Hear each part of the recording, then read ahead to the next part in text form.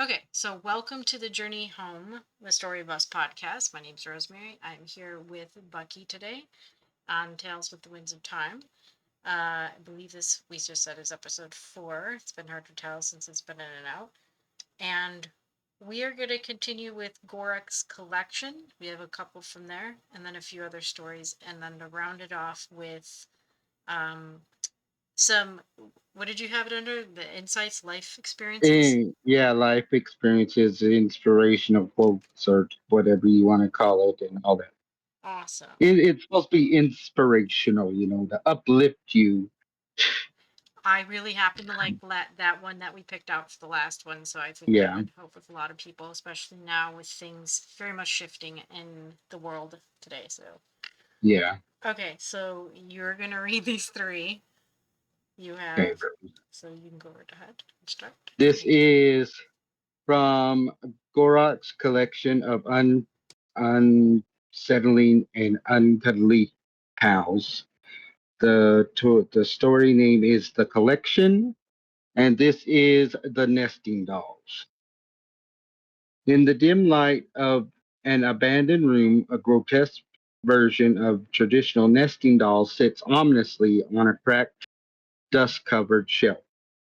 The outermost doll, once painted with cheerful colors, now bears a warped visage, twisted with pain and sorrow. Its hollow eyes, dark and cavernous, seem to beckon the onlooker closer, as if they harbor some ancient malevolent secret. As one peers deeper into the first doll, the grotesque transformation continues. The second doll, slightly smaller, depicts a gnarled figure with elongated limbs and a twisted smile that suggests something sinister lurks beneath the surface. Its skin is molted and cracked like parched earth, and its mouth spills a torrent of dark, viscous liquid, pulling ominously at its base. The third doll, even more diminutive, is adorned with sinister symbols etched into its surface, pulsating with an eerie red glow. The face is a nightmarish mask devoid of humanity, its features blending into the chaotic swirl of grotesque patterns that seem to shift and writhe as if alive. Within this doll, small, sinister whispers can be heard, echoing tales of despair and darkness. As one continues to delve deeper, the fourth doll reveals itself. A twisted parody of a child, its eyes wide and vacant, reflecting a hollow existence devoid of joy. Its mouth is stitched shut, a grim reminder of the silent cries of those it represents. Inside, a thick, suffocating darkness emanates, threatening to engulf anyone brave enough to venture closer.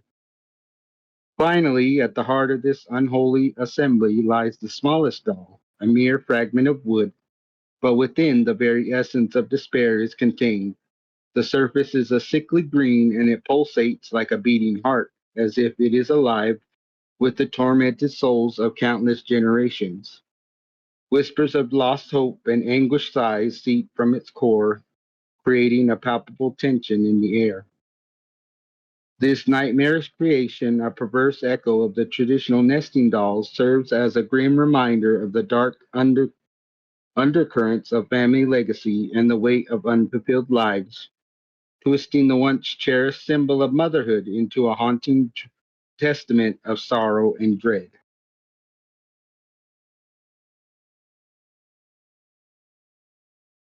I do like that one for the purpose of you can alternatively turn that to into a way to heal because a lot of these, as we peel back the layers, just like nesting dolls, you peel back layers of what would be trauma, or like you said, legacy of things that were hurt, even the child being kind of void, the void space of not receiving love, into a place of where do we fill these places with? Where do you shine the light? Where do you polish it up so it's not so um, grotesque or dark? Yeah. Oh, It could be also talking about you revealing your pain and underlying trauma to somebody because it takes a lot for you to actually open up and let somebody deeper inside than what's actually on the surface.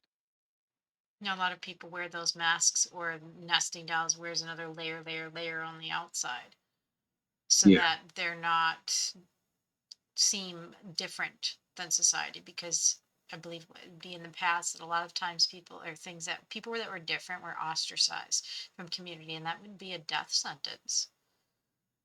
yeah, So, but look at how much you carry inside of you. Look how much, like, with the nesting dolls that you would carry inside, nested inside. yeah, I think it's a good forefront to talk about into healing when we get to that.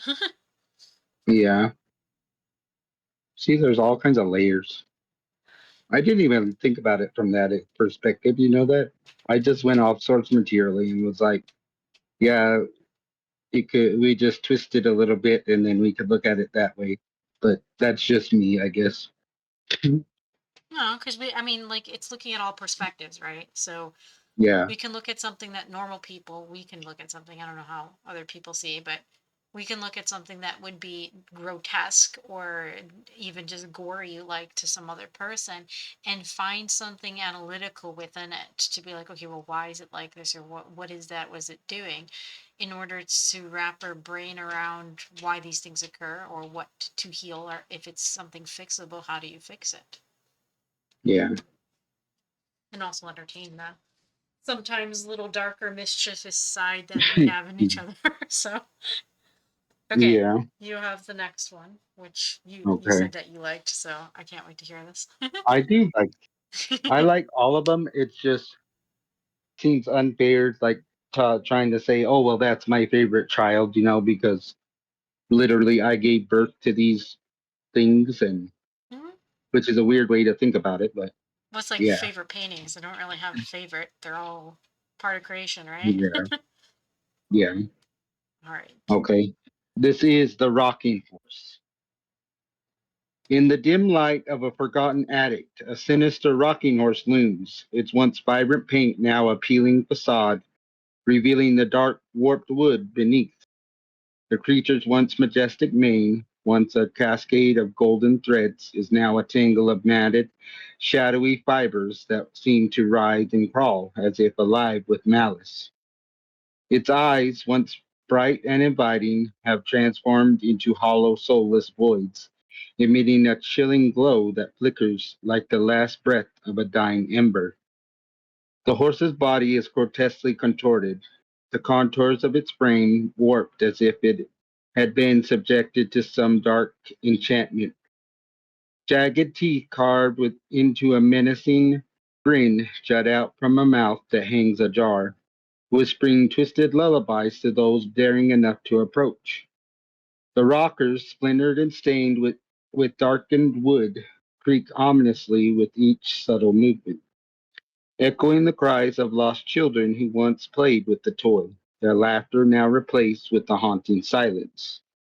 Around its neck hangs a collar of rusted bells, each one inscribed with cryptic symbols that pulse with a faint, unsettling energy. The sound they produce is not a cheerful jingle of a holiday spirit, but a resonant clanging that reverberates through the air, as if announcing the arrival of something sinister. As the rocking horse sways back and forth, it seems to beckon with an unworldly energy, drawing children into its nightmarish embrace. The air hangs heavy with the scent of decay, and the shadows twist and curl around the horse's legs, rising like dark tentacles to ensnare anyone who approaches. This is not merely a toy, it is a vessel of despair, a relic of forgotten dreams turned into nightmares, forever trapped in a haunting dance between innocence and dread.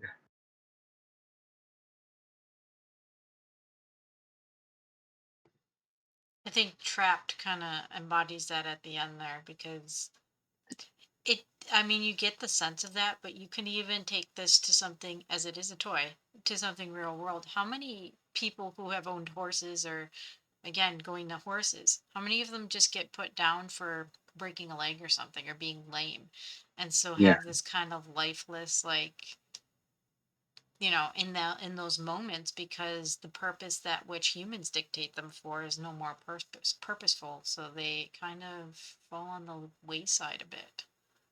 Yeah, and it could be like if the horse was mistreated too, because you see that they're described as lifeless in their eyes and Hmm. lacking purpose, Yep. when really their purpose was just to be alive and roam around. And Be free. yeah, Yeah, so it brings and it even, like, you can equate that to even toys. How many times do people, like I said, we have toys that kids forget about, and they get stuck in a corner or in an attic somewhere, and you take them out and you're like, oh man, it looks really twisted and horrible, different looking toy, right?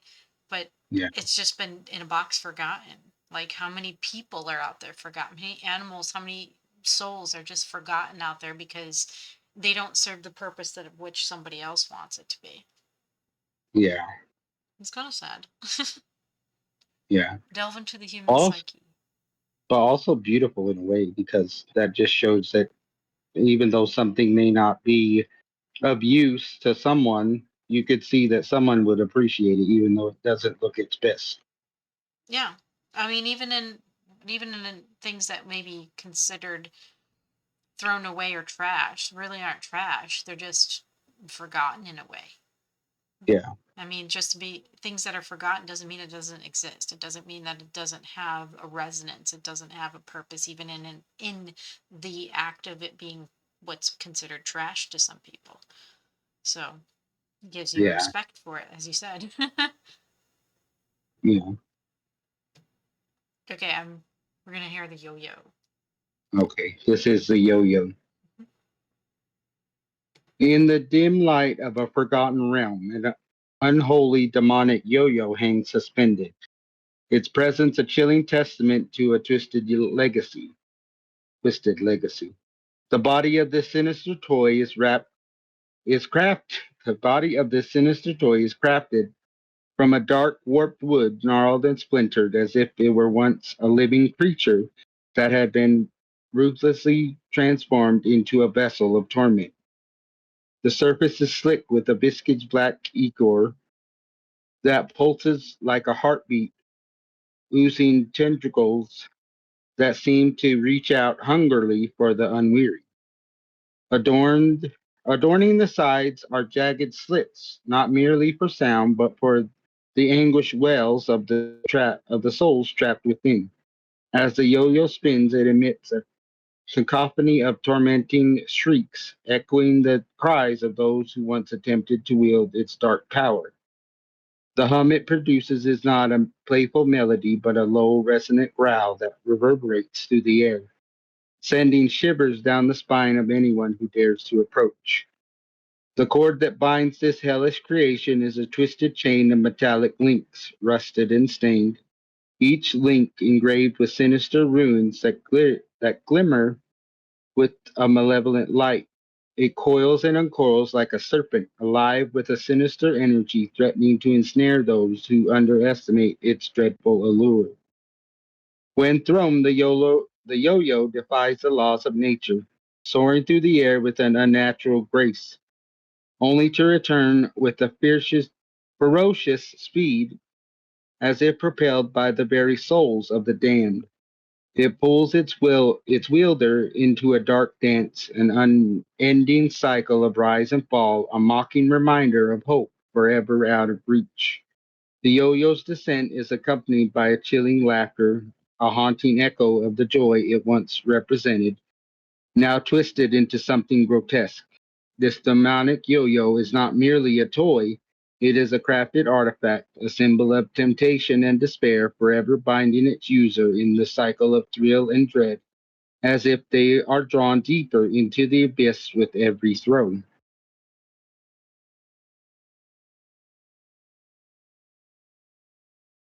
Okay, so that's kind of even along the lines of a karmic cycle, addiction, even Yeah, drawing a person in and kind of like into the effect of it going back and forth. And then you also have that the wood on it. Um, it kind of struck me as, again, it was being alive. This was wood that was twisted in a way to be used as a toy, And those memories are in that wood too, of the tree, of the thing, of it, what it was connected to when it was alive. Yeah. Hope being out of reach stood out on that one. I kept getting the torment of Tantalus, which, or even Prometheus for that matter. I believed he climbed or he had to climb the mountain and got his liver pecked out the whole time, and Yeah. then would crush him, and then do it over again and do it over again. So, but yeah, I like that one. A little creepy. A lot creepy. Yeah.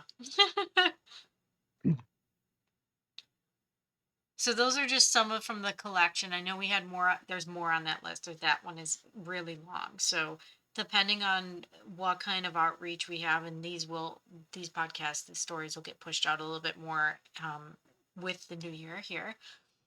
That we can maybe take a poll on people we know that would like to either hear more of those or give ideas for them. Give ideas for you write stories on the spot. So that would be awesome.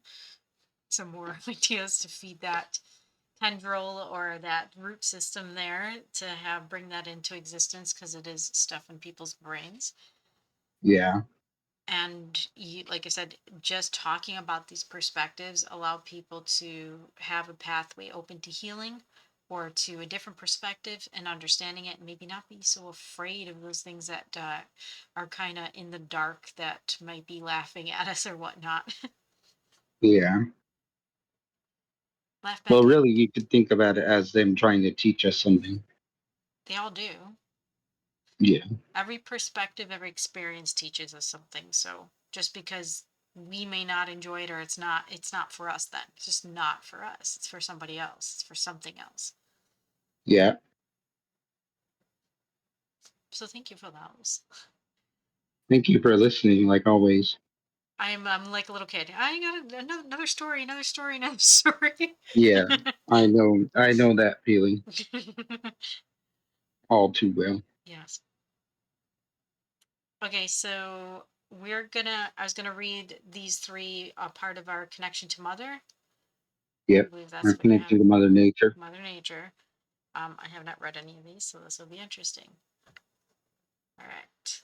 So I have In Harmony We All Flourish.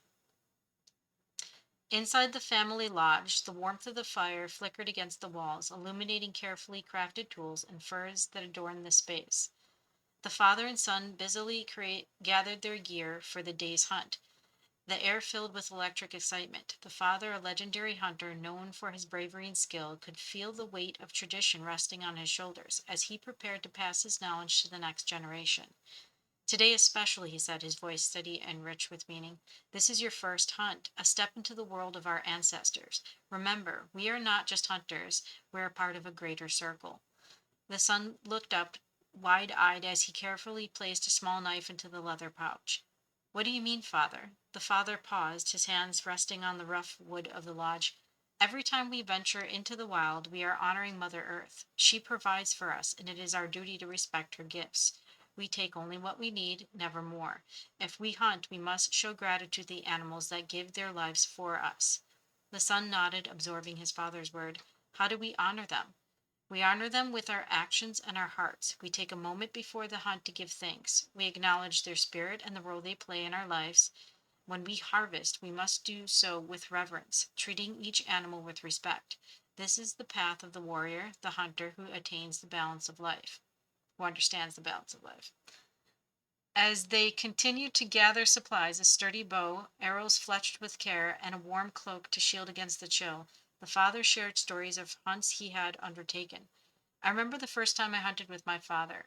He tracked a great stag through the forest, and when I finally released my arrow, it was not just a victory, it was a moment of connection. The stag's spirit lives on in the woods, in the whispers of the trees and the rustle of the leaves. We are all connected. The boy felt a thrill at the thought of the hunt ahead, yet a weight of responsibility settled upon him. Will I be like you one day? His father smiled, his eyes filled with pride. You will forge your own path. Each hunt will teach you lessons, shape your spirit. Remember, it is not just about the hunt, it is about the bond we share with nature and with each other. With their preparations complete, They stepped outside into the crisp morning air. The sun rose slowly, casting a golden glow over the landscape. The father knelt down, placing his hand on the earth, feeling its pulse beneath him. Let us honor the land and the creatures that dwell within it. Let us give thanks for this day and the lessons it will bring. The son mirrored his father's gesture, feeling the cool earth beneath his palm. I promise to honor them, he said, a newfound determination in his voice. Together they ventured into the woods, united by tradition and the sacred bond between father and son. The path ahead was filled with challenges, but also with the promise of growth and understanding. As they walked, the whispers of the forest surrounded them, a reminder of their place in the circle of life, and the legacy that would continue with every hunt, every lesson learned, and every moment shared in harmony with Mother Earth.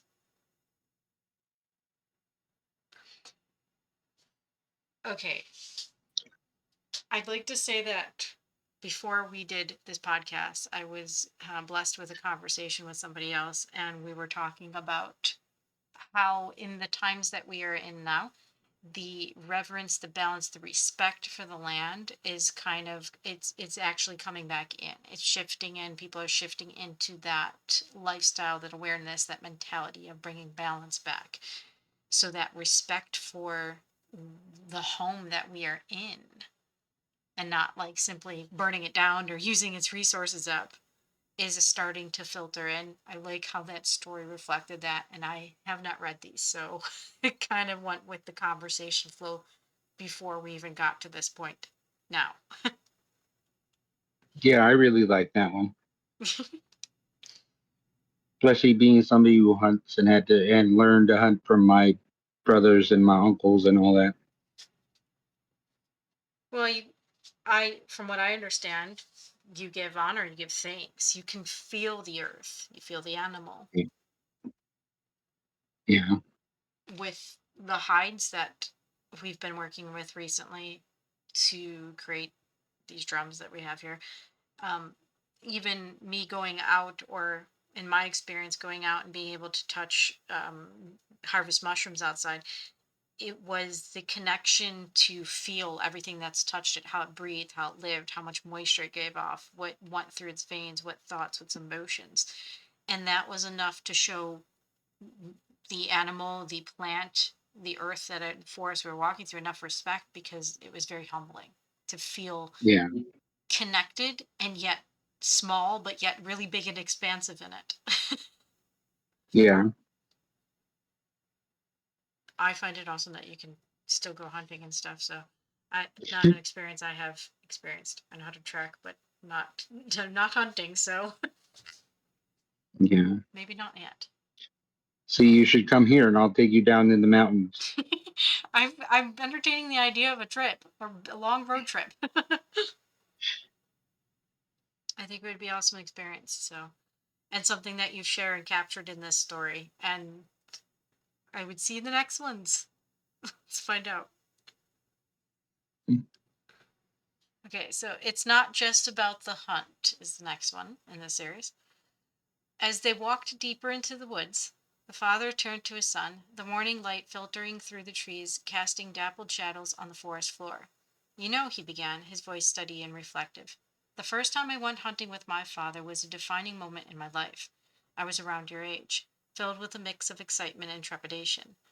He took me to the heart of the forest, and as we trekked along the winding trails, he taught me how to truly see. The son listened intently, his heart pounding with the thrill of the hunt and the anticipation of wisdom yet to come. We spent hours moving quietly, observing the world around us. My father showed me how to read the signs: broken twigs, tracks in the soft earth, the rustle of leaves indicating movement nearby. It was then that I understood hunting is not just about chasing after game, it's about becoming one with the forest, respecting its rhythms and acknowledging its presence. The father paused, a fond smile creeping into his face as memories flooded back. On that day, we came across a magnificent stag. My heart raced as I drew my bow, but my father stopped me. He placed a steady hand on my shoulder and whispered, "Wait, look closely. Do you see the way he moves? How he stands? He is part of this land just as we are." In that moment, I learned that hunting requires patience and awareness. It's about understanding the connection we have with every creature that inhabits this world. The son nodded, feeling the weight of his father's word wash over him. What happened next? He asked, eager to hear more. I let the stag go that day, the father continued, his gaze drifting into the distance. It was a choice that felt right. My father smiled, knowing I had grasped the essence of what he was trying to teach me. We are not just hunters, we are caretakers of the land. Each time we step into the wild, we have a responsibility to listen, to observe, and to honor the balance that exists in nature. As they trudged on, the father reflected on the many hunts that followed. Over the years, with every hunt, I carried that lesson with me. My father's teachings became the foundation of my journey. I learned to recognize the subtle shifts in the air, the calls of the birds signaling the changing seasons. When I began to look beyond the surface to truly see what surrounded me, the forest unveiled its secrets.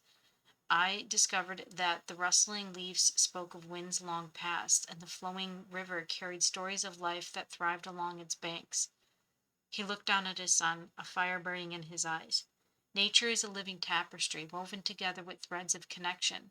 When you immerse yourself in it, you can feel the heartbeat of the earth beneath your feet. You realize that every creature, every blade of grass, plays a role in this intricate dance.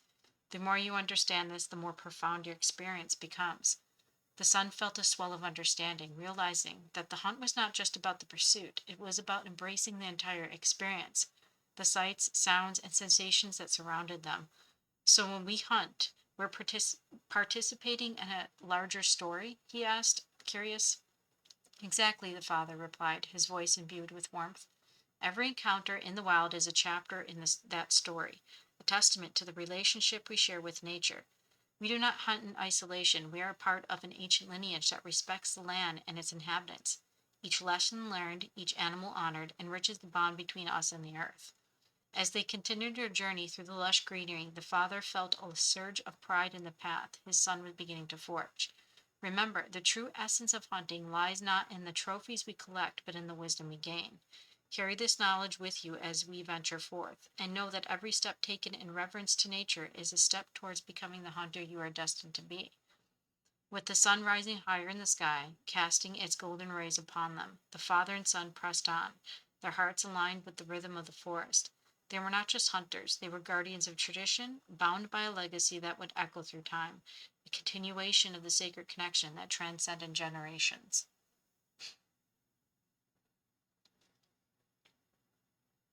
It was captured in that story that the feeling, being empathic and being able to walk through the forest to feel the heartbeat, as you said, while foraging for mushrooms and just walking through it. It was captured beautifully in that part of the story that again I haven't read, so you did capture what it feels like as you're immersed in that experience.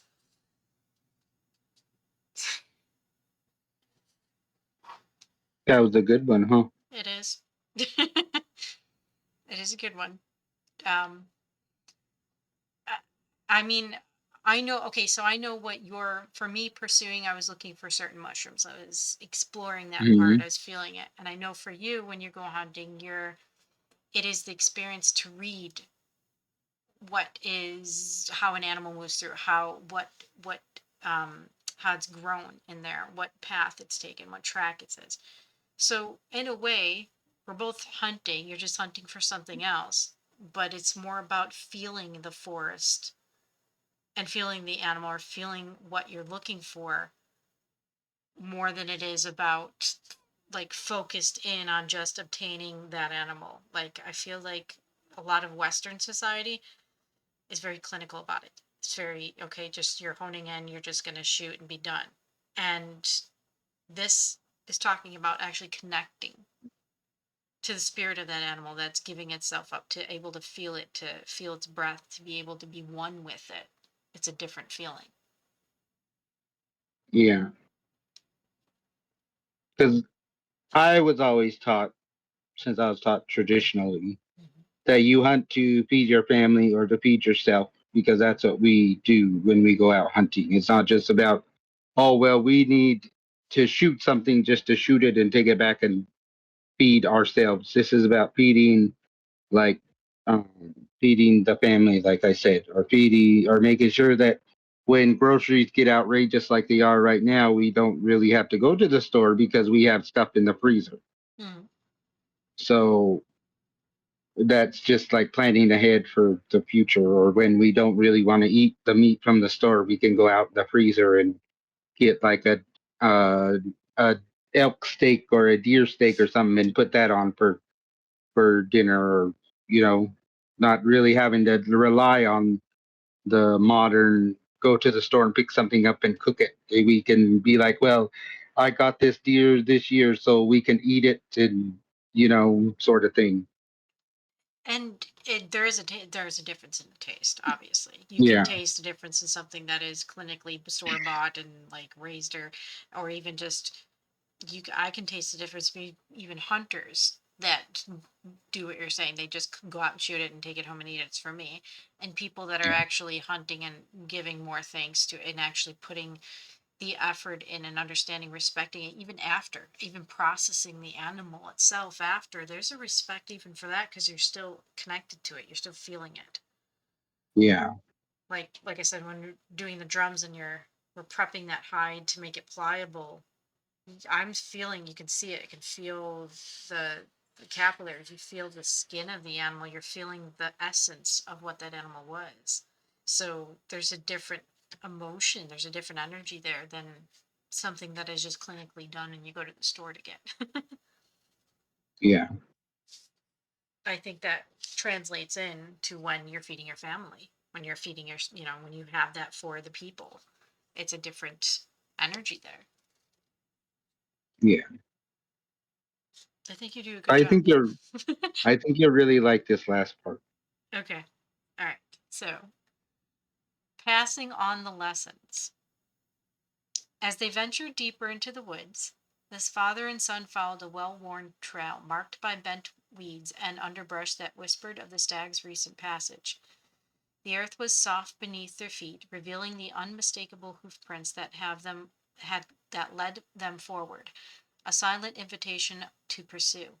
With each step the anticipation grew, the air thick with the scent of pine and a subtle rustle of leaves.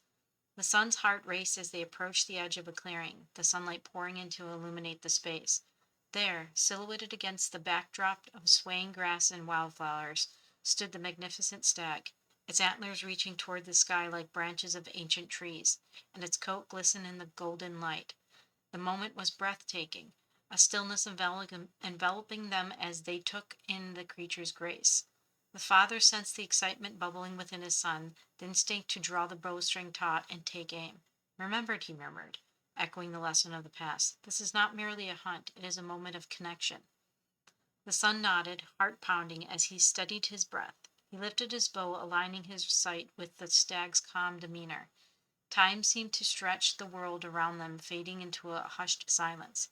Yet in that instant he felt the weight of his father's teachings pressing upon him, a deep understanding blossoming within. In that decisive moment he lowered his bow, the tension releasing from his body. He looked at the stag, recognizing the life it represented, the heartbeat of the forest echoing in his chest. With a sense of reverence, he chose to let it go, to honor the creature's place in the wild. The father watched, pride swelling within him as he witnessed his son's choice. It was a reflection of the wisdom passed down through generations, a testament to the profound respect for life that defined their legacy. In that fleeting moment, he knew his son was beginning to embody the essence of their journey, to embrace the true spirit of hunting. As they stood together in the clearing, the stag remained unaware of the bond forming between the two hunters. With a graceful flick of its tail, it bounded away, disappearing into the thicket, a fleeting glimpse of nature's beauty. The father placed a hand on his son's shoulder, feeling the warmth of his spirit. You have honored the old ways, he said softly, the words imbued with love and understanding. You are becoming a guardian of this land, just as we were taught. With hearts aligned and the sun setting in a blaze of orange and gold, they turned to retrace their steps. The forest, alive with the sounds of rustling leaves and distant calls, felt like a sacred space, a reminder that the stories of ancestors lived on within them.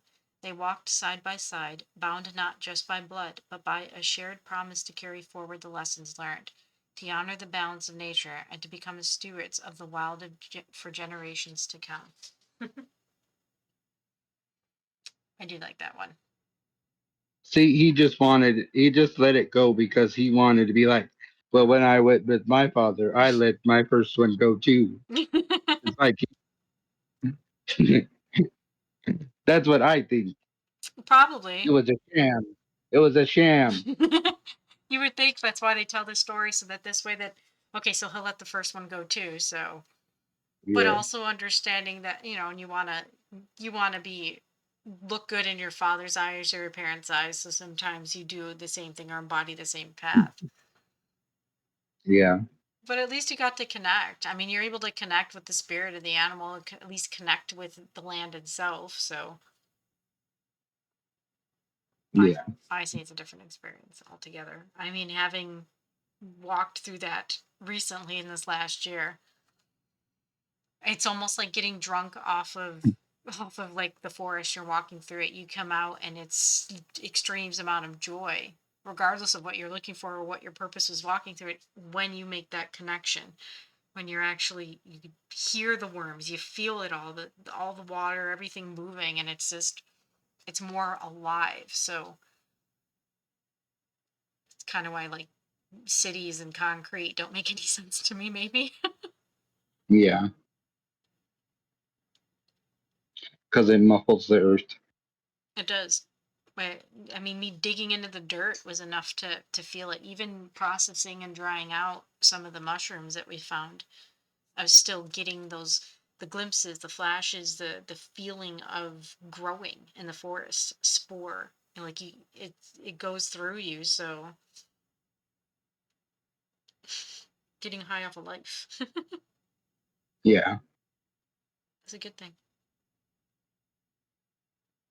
So the last one we picked out was part of your, I think it was your It's life actually, observation. I think it's in the book. If I remember correctly, this one is in Tales on the Winds of Time.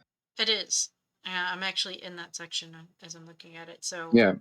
it's in But I'm your. talking about actually in the book. It actually got published as part of the book, I think. Don't So quote me on it, but I think so.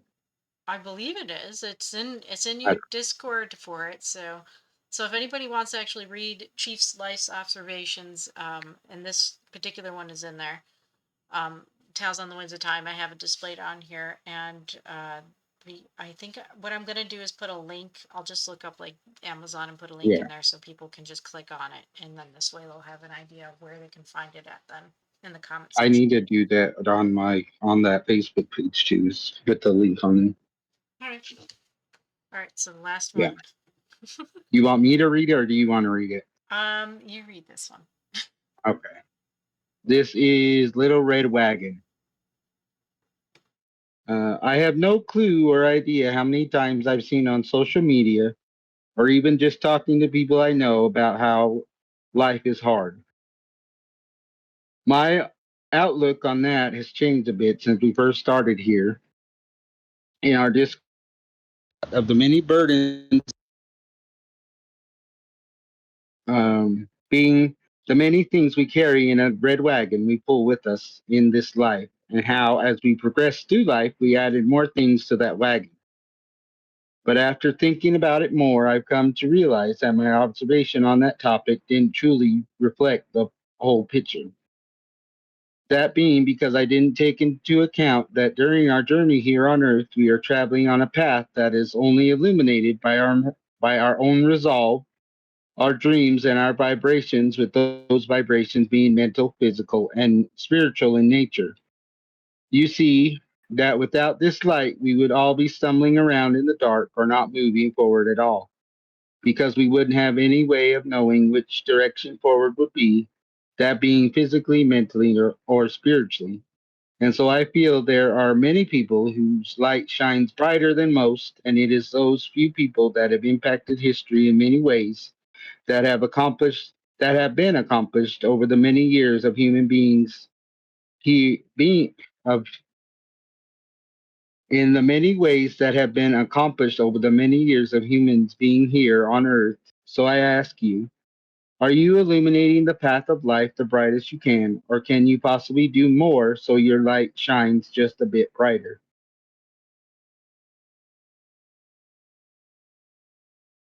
Okay, so I've heard you actually read this one back in the 2020 Discord, I think Yeah. we were talking about, um, and something happened while you were just reading it. It just kind of glitched a little, but the way your Yeah. voice came through sounded But like back when we were in the disc just for a second in the 2020 Discord. I kind of was like, whoa, did we just like go back in time and just come back here I, for a sec? And yeah, I heard that my I don't know what the hell I heard in my headphones, but I was like, what? That's why I stopped and checked to make sure I was still connected. it was I was odd. like, what happened? I was like, what happened there? It was odd. Um, Yeah. but I like this one because it's part of the healing modalities, I guess, that a lot of it has we've been talking about, a lot of it we've been exploring in the last 5 years, a lot of it we've been implementing, at least for myself, I know. But about the light, and your little wagon that you're carrying around, and sometimes there's stuff in it that's heavy, right? Your burdens in it. But even the Yeah. light as being as you everybody's a light being, and to the degree at which they're shining depends on how much light is coming out, which can be blocked or burdened by asteroids, eclipses, right? Things that are in the way that block the light from going out, but also blocks the ability for people to see and bring things in, clarity in. So Yeah. nobody, I say, no, I don't think anybody here has been immune to having any kind of burdens or any kind of shadows blocking their way. We've all experienced that on the human journey, but even on a spiritual journey or an enlightenment path. So that one I liked because of there is people that are out there that inspire more people. They're on a way with their wagon, even if it's empty, but they're carving a path for other people to follow or at least find the light in themselves just by being them. Yeah. It's also about the experience. I was kind of just talking about it earlier about how much of this is we experience.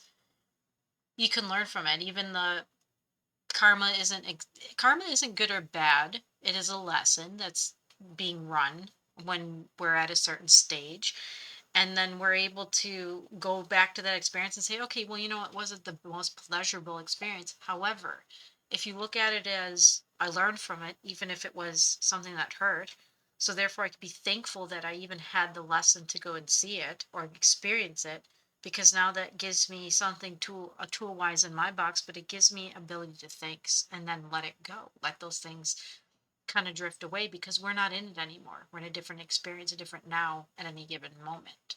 So Yeah.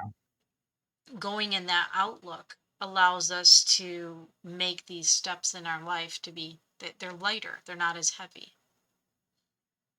Yeah. Although I do think that everybody had at least some kind of little wagon or little red wagon. I've had one when I was growing up. You know, I've never had. I don't know. I'm pretty sure I've told you that I've never had a little red wagon.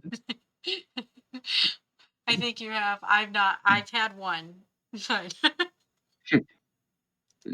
an old metal one. It was a metal red one, and Also, you had one of the originals because the other ones were what that um the they weren't metal. They weren't all one piece because the metal ones were all one piece, right? yeah, Because the other ones were like stamped steel or something. yeah. We had a metal red wagon, and just like your metal slides in the summer, don't sit on it with Yeah. shorts on because they would burn. Put a blanket down, please. But yeah, those were one of the Mm, older ones, and they could be heavy yeah. depending on what you put in it. So Yeah. it that's a good way to round everything out. So even though we started off with it as being Gorruk's collection and stuff, this is to dive into the layers, the psyche, the human experience, so that people can understand as they're moving forward how to bring balance in, which is basically what the podcast is designed for, is how to balance yourself in your journey. How is it seeing a different perspectives, as even you've had different perspectives on these, and how we relate to them, how we learn from them.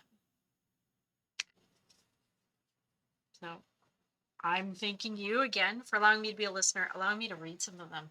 And you write a lot of really good stuff. Well, thank you for reading it and for listening and all the other stuff. All right, so for the next one, we'll take a poll, but I think we kind of had ones that we didn't go through that we wanted to do for today.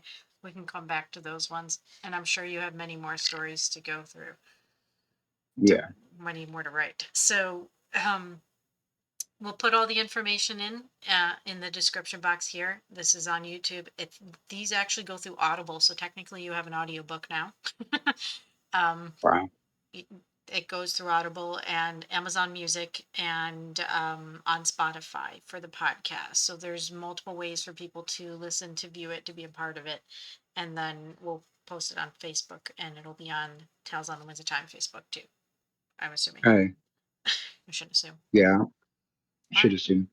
No, I should not. All right. Oh yes. Thank you, We can Bucky. assume. Sometimes, maybe. All right. On to the next time. Bye. Yeah.